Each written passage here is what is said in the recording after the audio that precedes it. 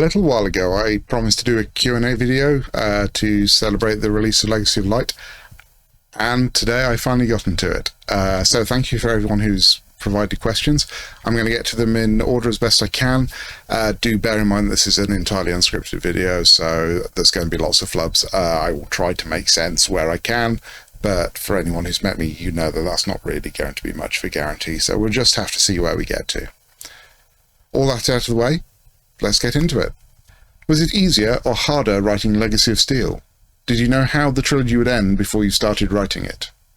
So, answering the second part of that first, I've known how the Legacy Trilogy would end for years and years and years now. I mean, like 20 years and change. The last scenes that we get in Legacy of Light are pretty much what they were always going to be. Where things have changed along the way is largely because I've introduced new characters into the story that weren't there when I first had the idea 20 odd years ago. So characters like Kalen and Kirkus, even characters like Milana Saranal, who was always part of the story but has actually grown to take a much larger role within it.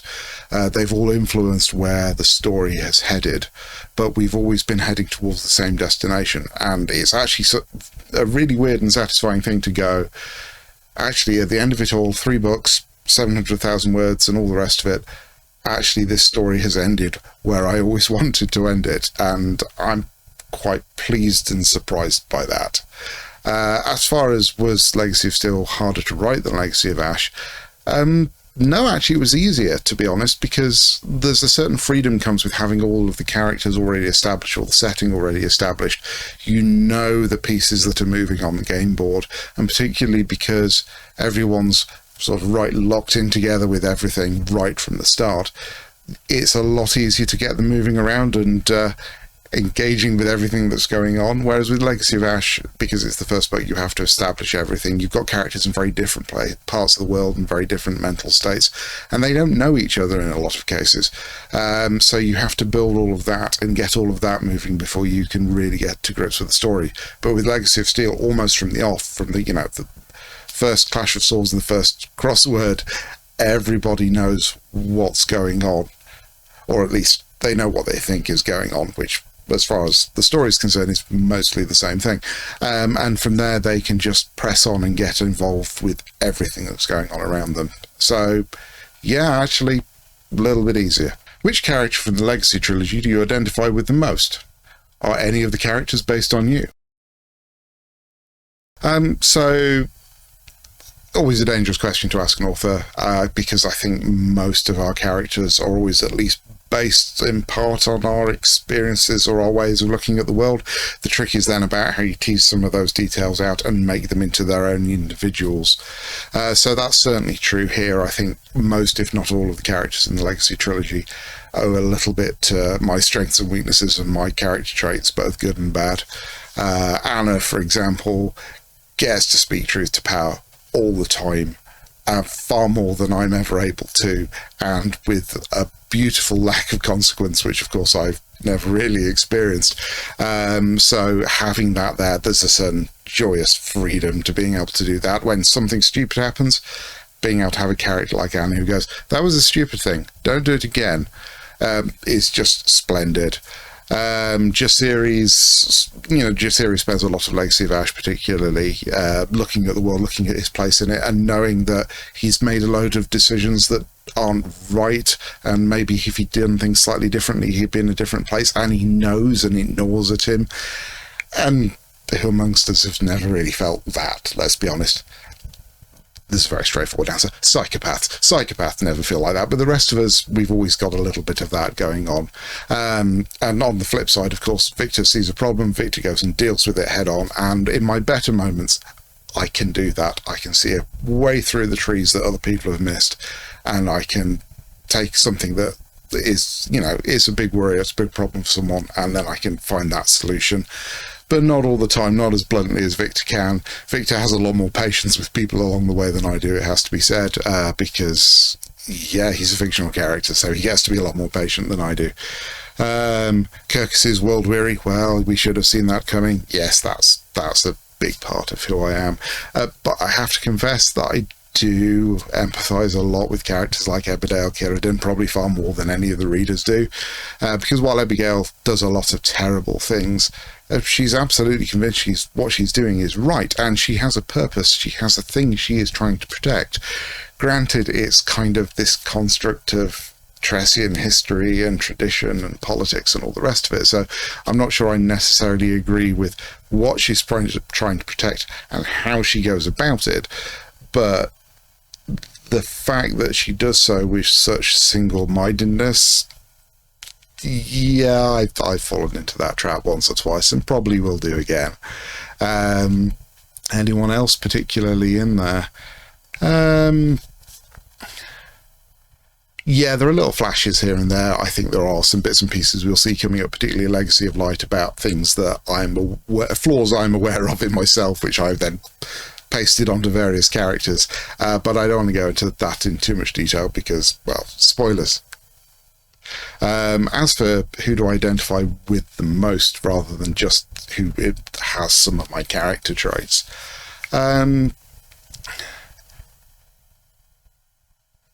honestly, I don't know. There are characters I definitely wish that I was more like for all the reasons that we've discussed, but I don't think there's anyone where I go, that's me on the page. That character did exactly what I would have done in those circumstances. Because to be honest, that would get a little bit weird, and if you know me and you see that in the book that you've read that I've written, that'd probably be a bit weird for you as well. So it's probably better that that isn't the case. Have you ever regretted killing off a character?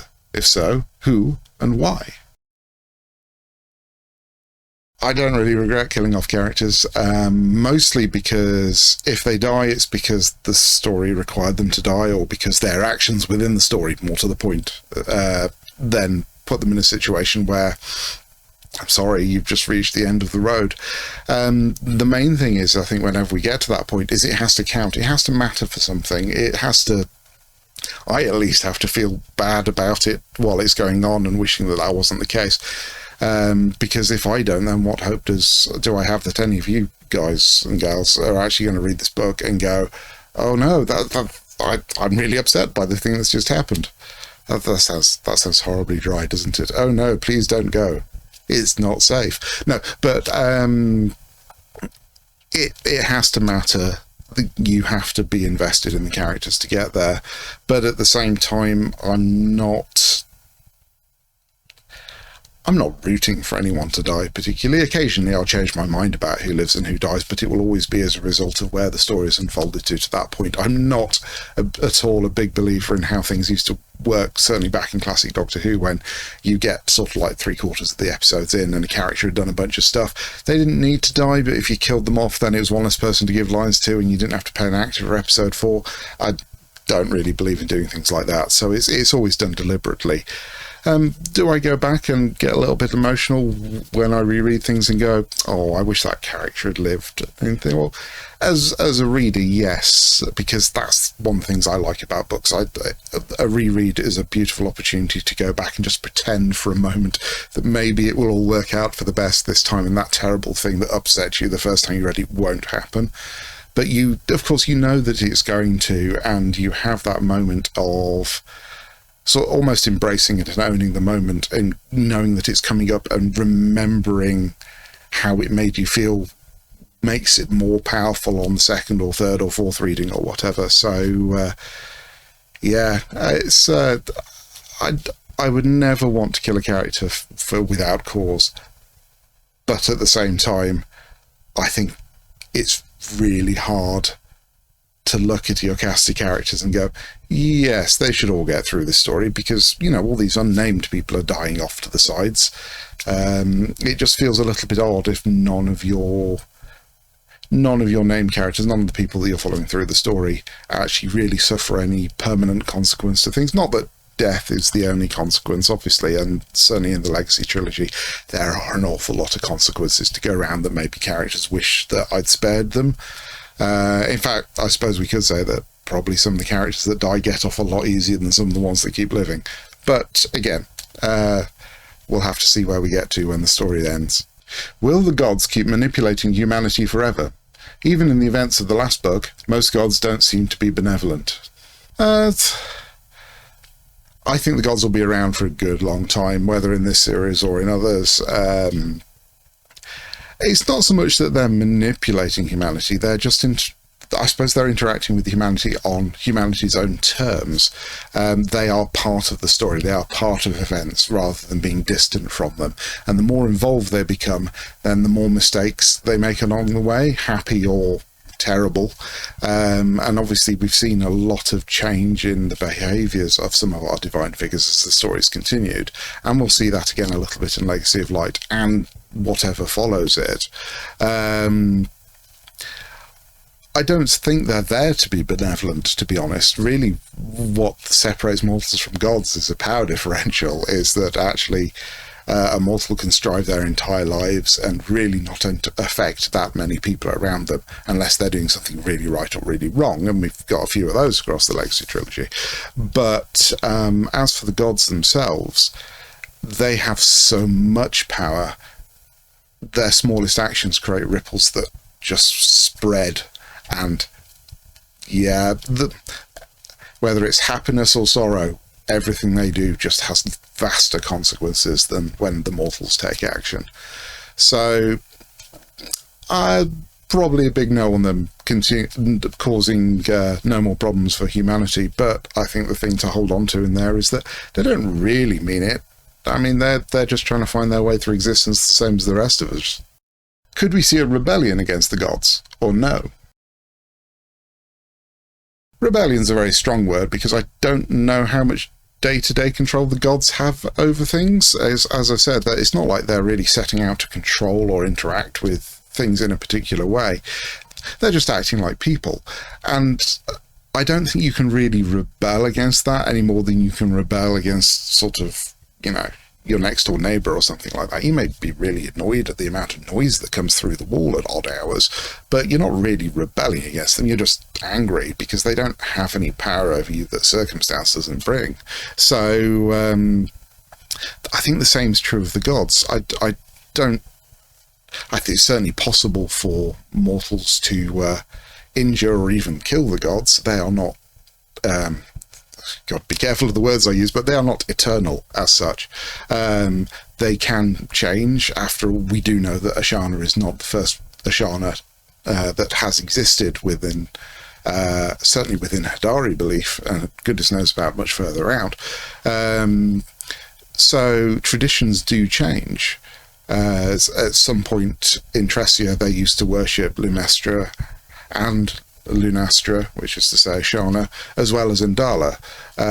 And these days, obviously, Lumestra is queen, effectively. She is the one godhead that everyone recognises, except for, you know, the odd shunned group here or there. So I think, does the influence of the gods wax and wane, I suppose, if we interpret the question that way?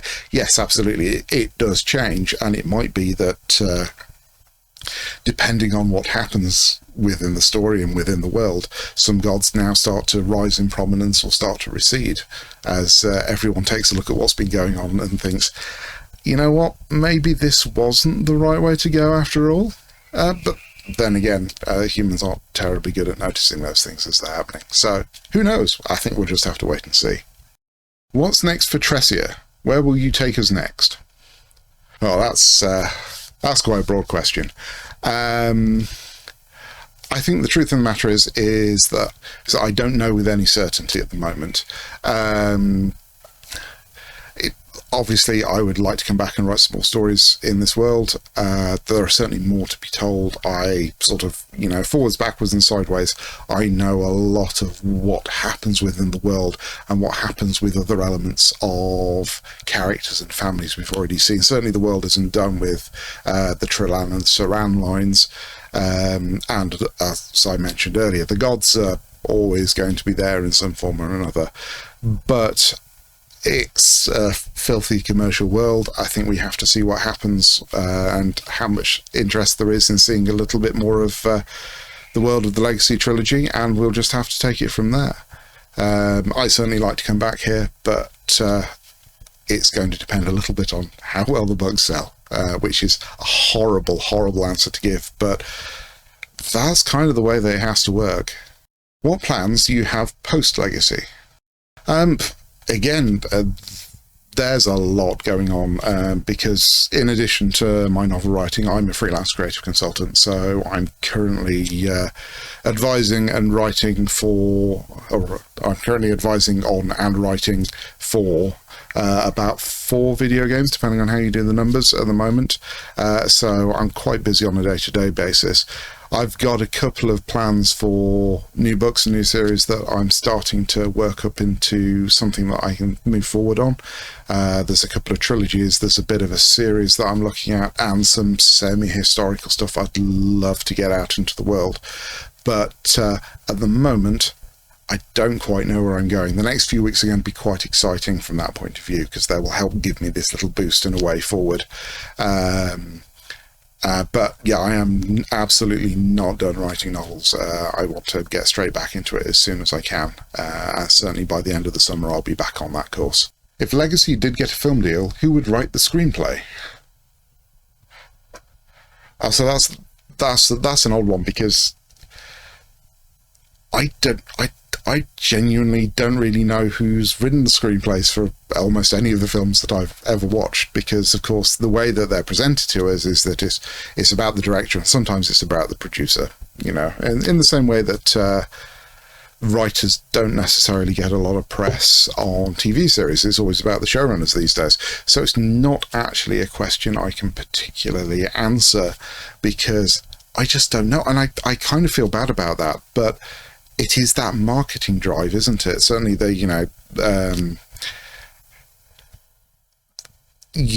is just that sort of deafening silence when you're talking about the person who has actually constructed the film on a narrative level. We know a lot about how it's been assembled at that sort of great work, or that almost operatic level, but no, the writer doesn't often get a lot of credits. I should probably pay a bit more attention to that in future. In terms of what I would want to see, I'd love to see it being someone who actually loves and appreciates the story for what it is, which isn't the same thing as saying, oh, you will change nothing, it must be exactly as how it's been presented, because obviously it's a different media, you need to translate it, and there are always changes that need to be made, because nothing survives the leap from one media to another, and the pacing is completely different in film than in a novel. And there's also weird things about how the visuals work, because, you know, books, in the same way as radio, is that they are weirdly visual, and they have this unlimited budget because they're constrained only by what's in the reader's brain, whereas obviously you have to be a lot more practical when you're starting to transfer it into a genuinely in-your-face visual media. So yeah, I'm someone who loves the story for what it is, but knows how to make it into something awesome on the big screen. I mean, obviously, yeah, there's no news of anything like that happening at the moment, I should be absolutely clear about, but you know, it's fun to think about these things. Why are there no squirrels in these books? So I suppose the cop-out answer here would be that, well, there are loads of squirrels, I haven't described them being there, and it's not my fault if you're too lazy to imagine squirrels in the book that you're reading, which I am kind of tempted to go with, but I don't want to die. No, the truth is that all the squirrels were actually eaten. All those sort of brass lines that run around Tressia, they really like eating squirrels. And the truth is, after hundreds of years of all of these Simarca loping around, finding things to entertain themselves while there are no terrible, terrible evils to vanquish, well, you know cats. And as soon as the squirrels come into sight, well, I'm afraid that's kind of it. And yeah, it's a bit depressing, really. What's different about writing a trilogy to a standalone novel? So, there's a bit of a cop-out answer that I could give at the start of this, is because at the time that I was writing Legacy of Ash, I was writing Legacy of Ash, I had a goal that hopefully it would then be picked up by a publisher and I could flesh it out to the full trilogy, for which I had a one-page synopsis for the other books that were following. And as previously mentioned, I did know where the story was going to end if I got that far. But really, the Legacy Trilogy hasn't even really been a trilogy in that sense of the word, because each of the 3 books has been written to be its own story that then connects through to the others within the trilogy. Whereas if you think about something like Lord of the Rings, yes, I'm using Lord of the Rings as an example again, as I do for almost everything. Lord of the Rings actually is the other way around. It's a book that was then broken down into a trilogy after the fact. So in terms of where that leaves you with the planning, because, let's try and answer the question in a vaguely useful way.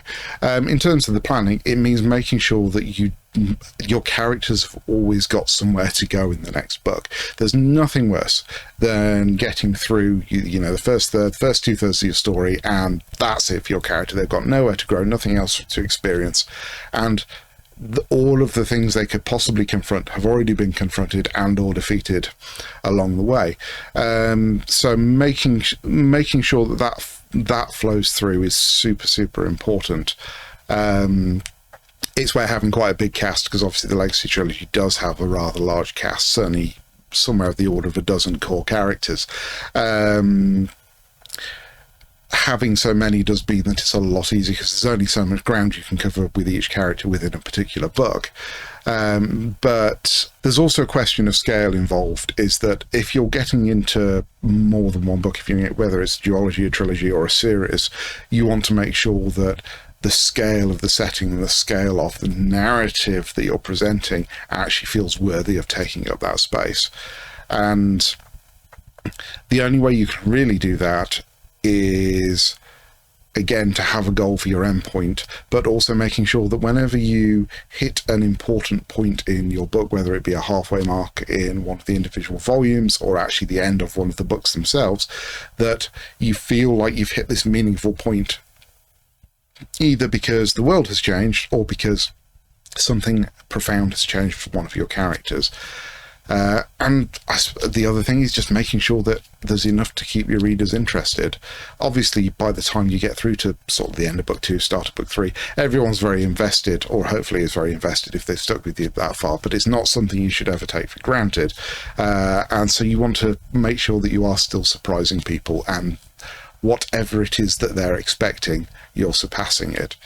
That all feels like a really cop-out answer, but the truth is, as I say, I don't think I have planned and written a trilogy here, or certainly not in what I would understand as being the conventional sense. How on earth do you remember all the fine details and keep things consistent between books? I like that question. I really like that question, because it suggests that I actually have managed to keep all the details consistent between books, and I do worry about that. I've got that kind of brain. It's one of those things of... are these characters' eyes the same colour across all 3 books? And then I'll wake up in the middle of the night and go, oh dear, because that's actually now gone to print and I can't change it. I need to go and find the file, and I need to go and look and see whether that's the case. And it's normally all right. In fact, for the record, I haven't yet found an instance where it is not, but of course now I'm thinking about it, I'm worrying about it, so thank you for that. As to how I keep on top of it, I'm fortunate that I have that kind of brain that will hold on to those details for a long period of time. So as long as I'm still in the place where I'm involved and immersed in the setting, then those details tend to hang around. I do keep notes from time to time, because I feel like I should be a responsible human being, and that's what responsible human beings do.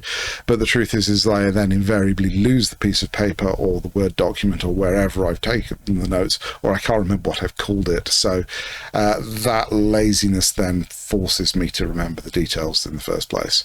So yes, not my finest hour. I should have this wonderful, moment of explanation about, oh, here's a fantastic technique for remembering everything, or this is the system I use. My system is that I need to remember because otherwise I'll forget, which is basically obvious. What are your top time management self-motivation tips? I've been fortunate in a way, actually, because most of my working life, particularly within the creative fields, I've really been part of a production line. Is a thing comes in on a particular date, it has to go out on the particular date, and it has to be done at that point. And I've always been, I've always had a great deal of, not necessarily respect for deadlines, because ultimately they're horrible. But I do understand that if you don't hit deadlines, then it only gets worse from there. So I've always tried to be on top of everything. It's come a long way. I think most of my sort of homework we're doing GCSEs and A-levels tended to get done the night before and scribbled at the last minute. These days I'm a lot more organised about what I'm doing, and a job will come in, I will sit down and I will do it. And the same is true with writing, really, is that I operate a workday same as everyone else. I'll start somewhere between 8:30 in the morning, and then generally if I'm writing I will keep on going through until a chapter is done or I just can't face doing any more. And a chapter can run anywhere between about 2,000 words to about 5,000 words at first blush, so it can be quite long days, but at least I know then that I've got a thing that I've done and I can come back to it and go, yes, this was not awful. Congratulations, you have made progress today. And it can be a bit of a grind in the early stages because it requires a lot more focus than a lot of the other things that I do for a living, because a lot of the other things I do can be broken down a lot more. Whereas you have to keep all kinds of interesting bits and pieces in your head while you're writing a chapter. So this character has to go to here, and here's a line of dialogue that you wanted to include. Remember to describe this thing because you've not done it yet. But as you get on through it, and then you get to the end of the week and you've suddenly actually got a substantial chunk of book, it's a wonderful, wonderful thing. And that's actually great for keeping the motivation going, because if you can do it once, you can do it again. And you only have to do it a finite number of times before you've actually got to that point where you've got something to show for it and that people can read and hopefully enjoy. And so, yeah, I suppose motivation and time management kind of the flip side of the same coins. Which one comes first? Probably the fear of cascading deadlines. But yeah, the main thing for me is having a bit of a routine and keeping to it. I do struggle as soon as I don't have a routine. How closely do you have a plot or chapter plan pinned down before you start? Are there any models or methods you use and would recommend?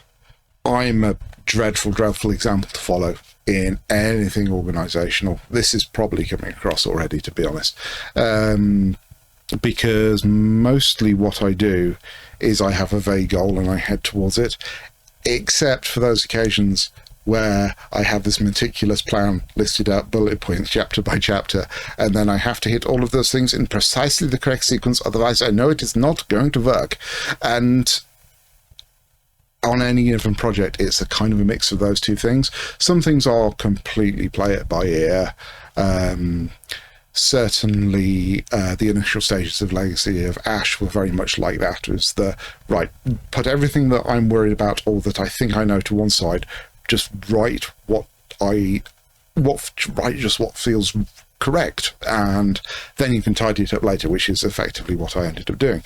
Whereas there's another book that I was writing a little bit after that, which isn't one I can talk about in any detail at the moment, but what I can say is that I knew what was happening at every single point in that as I was writing it, because some of the character beats had to fall in precisely the right places for the narrative to make sense. I also had to do research for that one, and I hate doing research, but it's one of those things sometimes you just got to, because you've got to be respectful of the things that you're reflecting within the story. I think the best advice I can give is that you need to figure out what works for you, and that's probably not going to be the same thing every single time. Don't be afraid to change your methods as you're going through, because it does change with your experience and your mood as well.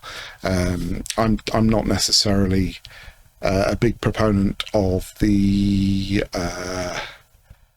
no, the muse is just not with me today, and I know that's a big thing for some people. I'm very much of the mindset of no, It's the working day, you have to get some work done, figure out how you're going to do it. And sometimes that is just, biting down on your misgivings and writing. Sometimes it's going back and looking at what you're planning to write and then trying to hang a bit of a structure around it, because then, even though you've not generated word count, you know where you're going tomorrow, and that can be hugely reassuring, particularly if you're suffering from any kind of writer's block or you've just got this uncertainty about where you're going.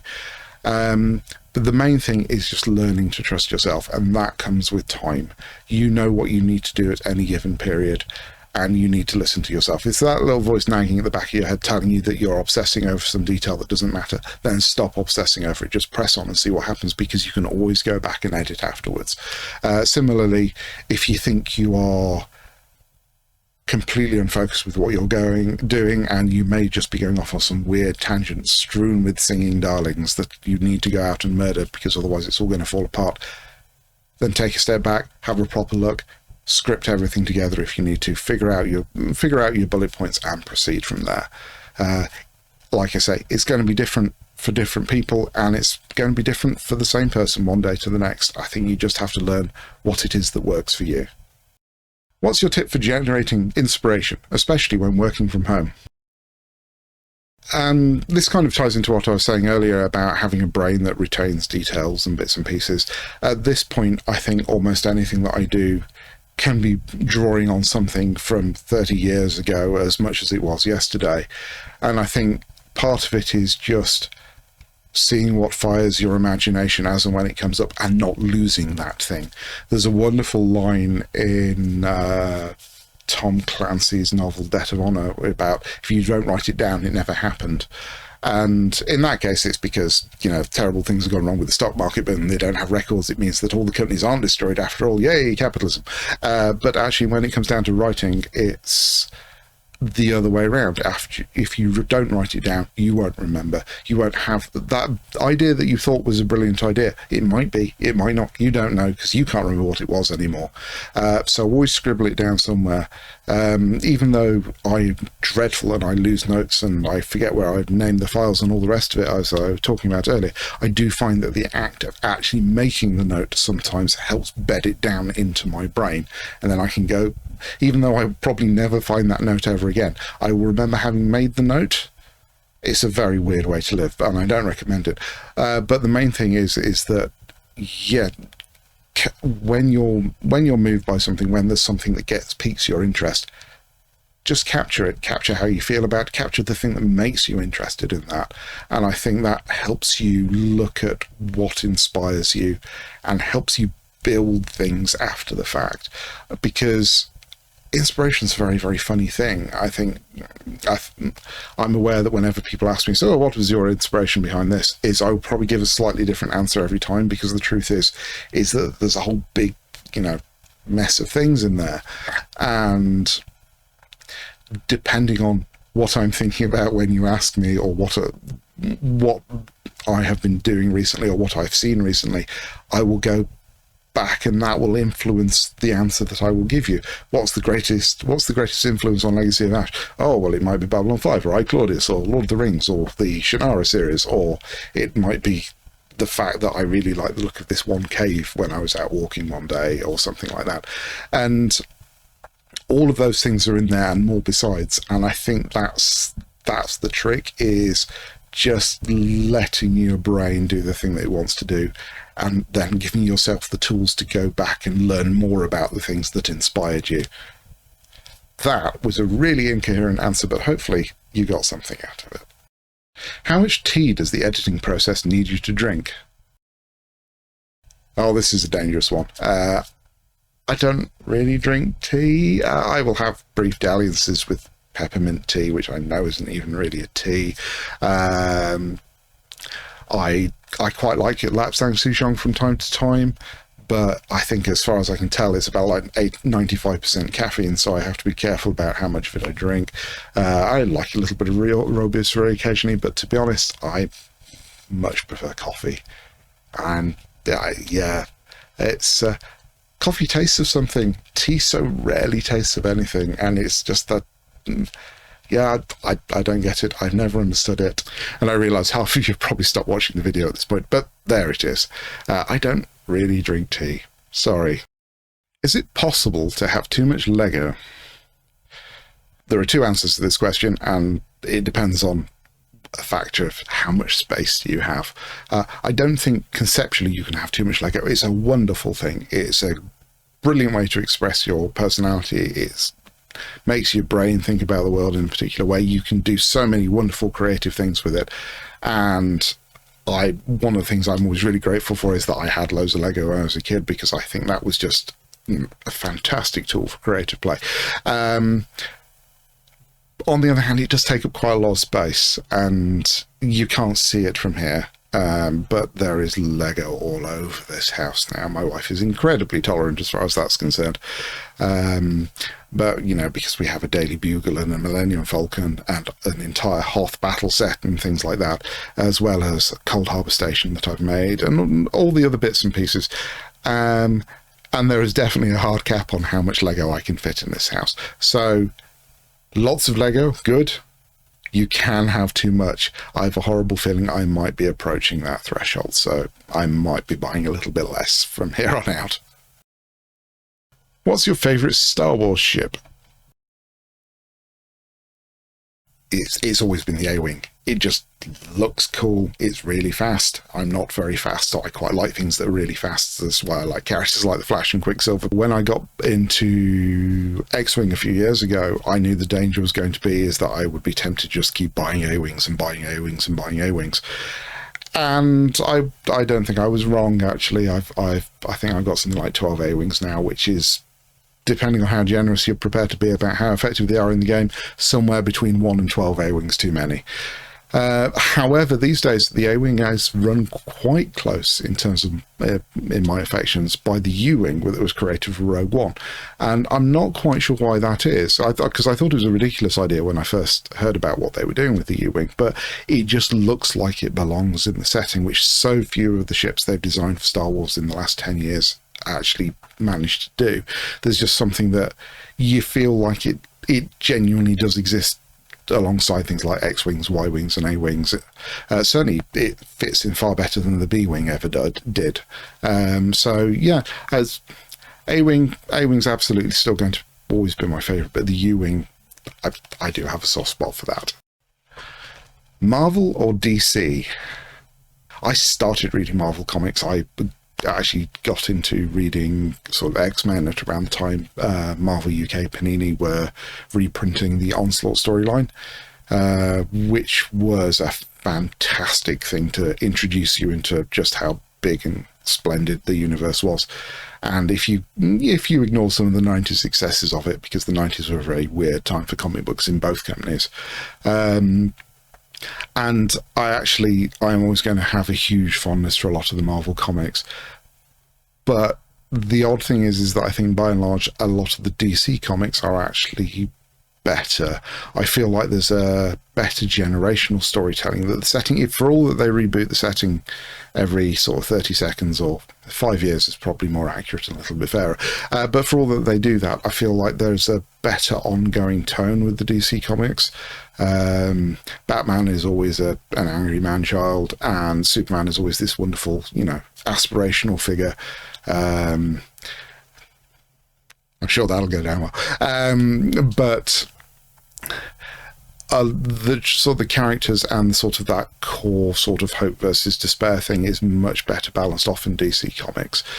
And I think when they get an event right, which they're batting about 50-50 on, and I think that's probably true of both companies, but when DC get an event right, it is just phenomenal. I think I love the 52 series that spiraled out of Infinite Crisis. That was just absolutely fantastic, and contains some of the most inspirational bits of writing and storytelling that I've encountered to this day, even though it's like 15 years old now.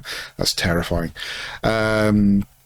Similarly, I love things like Final Crisis. I know Grant Morrison as a writer is someone who is subject to extremes, shall we say, in the people reading his work, but I just love the scale and the bonkers aspect of so much of what he's been doing recently in DC, and Final Crisis kind of encapsulates that. Oh no, the world's going to hell, and anti-life equation rampant, and Darkseid invading, and everything's falling apart. But don't worry, because now there's an enormous space vampire from the dawn of time, and Superman's found a wishing machine. I mean, it's the kind of thing that can only happen in comic books, and I love that Grant Morrison never shies away from the crazy aspects of it, and it's just wonderful to see. If we're talking outside of comics, it's kind of Marvel all the way. I definitely, even the lower quality Marvel films do seem to be at worst as good as the good DC ones. I love the journey that they took us on from Iron Man through to Endgame. Endgame is such a splendid film. And I love the fact that, again, they've built characters and character moments. They remember these little details that carry through. So even though the movies aren't as connected as people probably would think they are, the way that they've been able to adapt them on the fly to make it feel like a continuous narrative is just fantastic. I just love the way that they work. And there are some of the characters now, I can't imagine Captain America ever being anyone other than Chris Evans. That's the sign that you've done something right for me. Whereas Superman is still Christopher Reeve for me. Batman's a tricky one. I think lots of people have done interesting different versions of Batman, but I don't think there's necessarily an iconic one in the same way. I'm certainly not super excited about the one that's coming down the line, but then as probably came across a little bit a while ago, I'm a bit burned out on Batman, really. I think it's fine. It's one of those characters that isn't for me at where I am in life at the moment, and maybe he will be again. But I have to admit, I have enjoyed a lot of the DC TV shows. I particularly like Legends of Tomorrow because, again, it just does not care how silly it looks. It's not afraid to embrace the wackiness that comics can have, and I think there's always going to be a space for that. So yeah, I think if it's on a screen, Marvel. If it's on the printed page, which is normally a screen for me these days because I tend to read them on an iPad, I'm definitely much more of a DC person, I think. If you had the rights, how would you design a potential Silmarillion tabletop wargame? Oh, there's a lot to unpack with that one. So the first thing I should probably say is that I don't think I've read the Silmarillion in about 20 years, because of the nature of how it's been reconstructed rather, more than written. It does make for quite a dry, heavy read. On top of that, of course, it's an incredibly tragic read because there's a sort of meta tragedy that runs all the way through it, because it's always on that downward spiral, isn't it? It's things don't ever really get better in the Silmarillion. So yeah, I think from that point of view, it is very, very heavy going, but it is this wonderfully epic, wonderfully realised alternate mythology that would make for a fantastic tabletop wargame. I think the trick is that you have to try and embrace that narrative element a little bit more, and a little bit more of that personality. Because the problem that I think you have generally with certainly with Tolkien-based wargames is that you have these wonderful characters, these huge heroic figures and godlike beings on the good side, and then on the evil side you have a faceless horde of people who are there to be broken beneath Glamdring or squashed by Ents or whatever it is. And I think with the Silmarillion, because of how elves are presented particularly, so one elf clearly is worth a dozen to 50 orcs or whatever it is, and I think that can make it quite disheartening. I know there are people who like to be the guy who's spending 8 hours setting up their entire army on the board for this 2 hours a game that you're going to play. Hi, Tyranid players. But it always feels a bit weird if you're locked into that place. So I think you have to find some way of having these wonderful, individual, glorious heroes, but also being able to represent the hordes in such a way that it keeps the game flowing and keeps it fun for both players. And also it means that you're not necessarily feeling like you're playing the wrong side in terms of the mechanics that you want to enjoy with those things. So maybe it's one of those games that benefits from being at that, you know, a much smaller scale within your traditional sort of 28 to 30 mil heroic scale, and coming down to one of the much smaller scale battles, because then you can have those single centerpiece models, which, you know, oh look, it's Baron and Lithium on their base, and they wander around, and they're on the same size base as like 50 orcs or whatever it is, because I've never really been someone who can look at a single 28 mil model on a base and go, yes, that clearly represents half a regiment. Well, no, because what's the guy next to him with the standard bearer? Is that representing 20 people with standard bearers? That's weird, isn't it? I've never really bought into that idea. So I think, yeah, maybe something that allows you to play with the scale a little bit while having that physical representation is absolutely key. I know it's been tried before with things like the Battle of Five Armies game that Games Workshop brought out about 20 odd years ago now, in fact. Or, you know, obviously we have Epic and we have the DBMs and DBAs of this world. Probably a lot of much more modern things that I'm not aware of. But I think you have to crack that kind of presentational aspect. But then I hit the thing and go, I want the figures to be really, really cool and characterful, and that's a lot harder to achieve, obviously, the smaller the models get. So there's definitely something to be solved there. I think mechanically you're looking for something that allows you to bring that mythic feel in. I think even if you're playing something that is a non-narrative scenario, because obviously, you know, you can either do a line-up and fight game, or you can do something that's got an actual sort of, you are recreating this particular bit of story in there.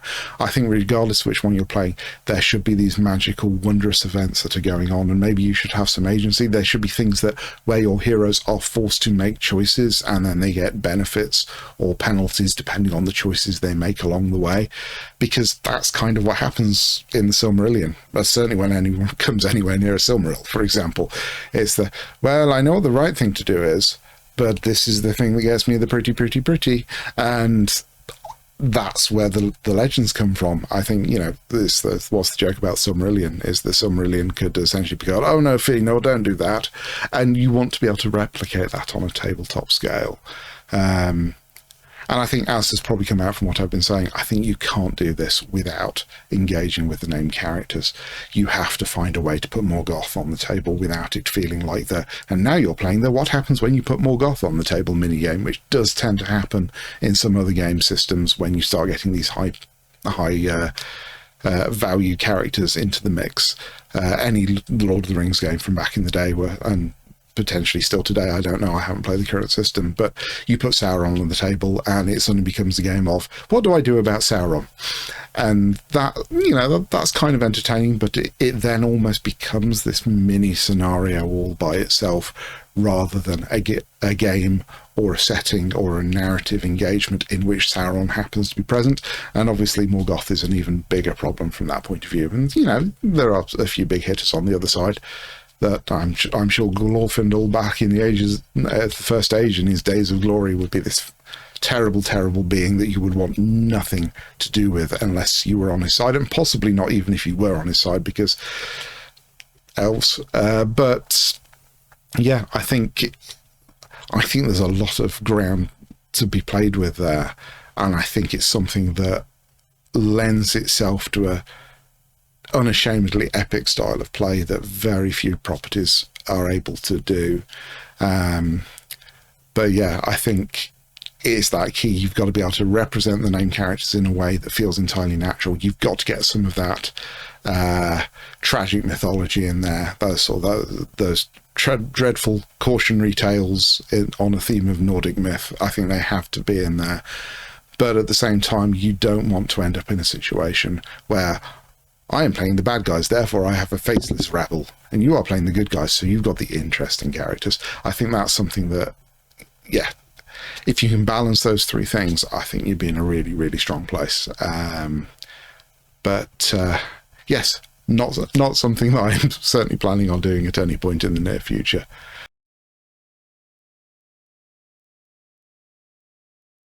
So yes, that's it. That's all the questions that I have. I'd like to thank everyone again who's put them through. Hopefully the answers have been at least vaguely interesting, and my incoherent muttering hasn't been that incoherent. It's actually been quite a lot of good fun to do, and we can probably do it again at some point. In the meantime, I will leave you by reminding you that Legacy of Steel is available in audiobook from this Thursday, the 22nd of July, and Legacy of Light is available in about a month's time, on the 17th of August if you're in the United States, and on the 19th pretty much anywhere else. So hopefully you'll join me for the last instalment of the Legacy Trilogy, and yes, until then, happy reading, and when it comes out, happy reading again, but this time with, hopefully, with Legacy of Light.